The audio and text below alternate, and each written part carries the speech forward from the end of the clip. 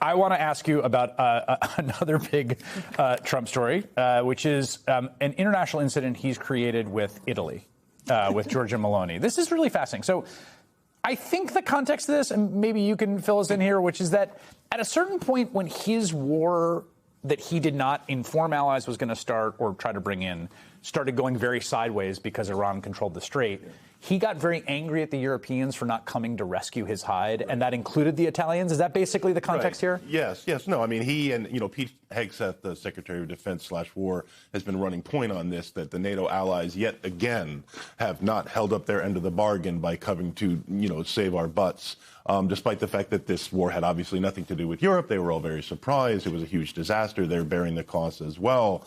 Clearly this is yet another point on the list of complaints. So he has animus. He was just in Europe for the G7, and he basically was talking to a Italian reporter and appears to have fabricated. I'm going to trust Meloni's, not that I trust Meloni in anything, but he appears to have fabricated that she begged him for a photo. She tells an Italian journalist, she begged me to take a picture with her. She wanted a picture of me so badly, I wouldn't have taken it, but I felt sorry for her. And then this is an enormous deal. The foreign minister has canceled a trip, and Meloni put out this statement basically saying, like, he made this up, and neither I nor Italians ever beg.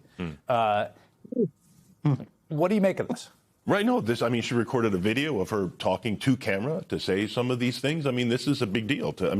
This was supposed to be an ally. She's like a hard right sort of. She really is. Populist nationalist. It's not just, European leaders, as people have noticed, have been very hesitant to get in Donald Trump's face. And for this to be the one to do that, I think is quite notable. It also is this sort of sledgehammer approach to the whole thing. Like, at whatever tactical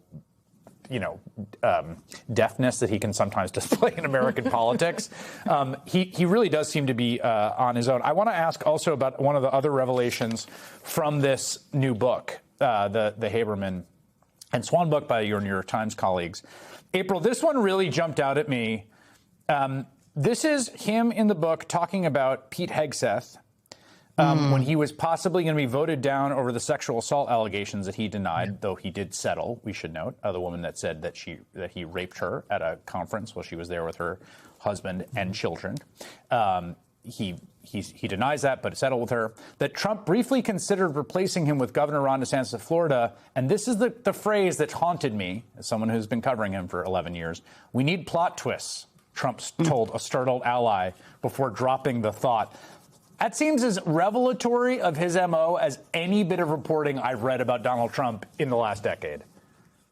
It is. You're absolutely right. But we have to go back to the definition of plot twist, a radical shift, a radical change. Donald Trump thinks this is The Apprentice. He thinks this is his movie. I mean, just like with Meloni, the conversation that you just had, everyone has to love him. And it's got to be fawning over him, or there's got to be something. It's very Machiavellian that he's going to come in and save the day. This is quintessential Donald Trump. But at the end of the day, who do we have? Pete Hegseth.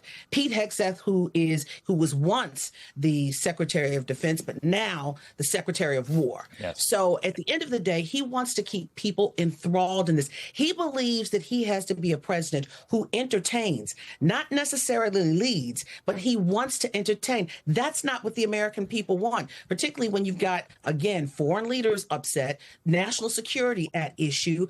This is not theater. This is real life, and the stakes are way, way high.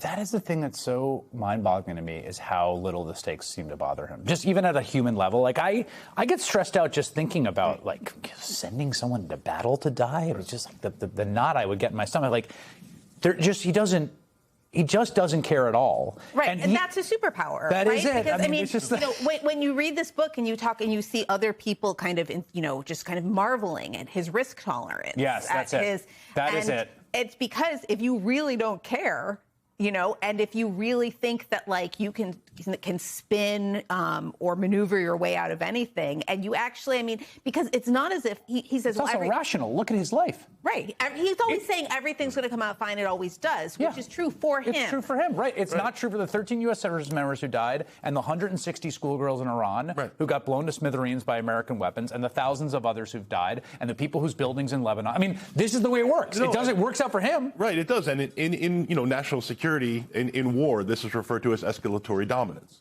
I mean, this is what he has. It is, as Michelle said, a superpower. His opponents know that he's willing to go further.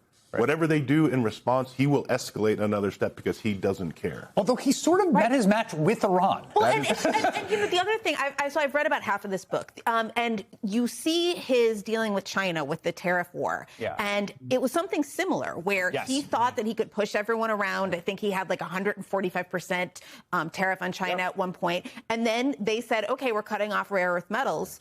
And all of a sudden, he was desperate to make a deal. And so he, on the one hand, begged like a dog. Right, exactly. And so you actually, and I think that, I don't actually think we should be taking pointers from either China or Iran, except on this one particular point, which is that this is how you deal with Donald Trump. I will say, Avril Ryan, the renamed Secretary of War, Pete Hegseth, is 0-1 since he took on that title.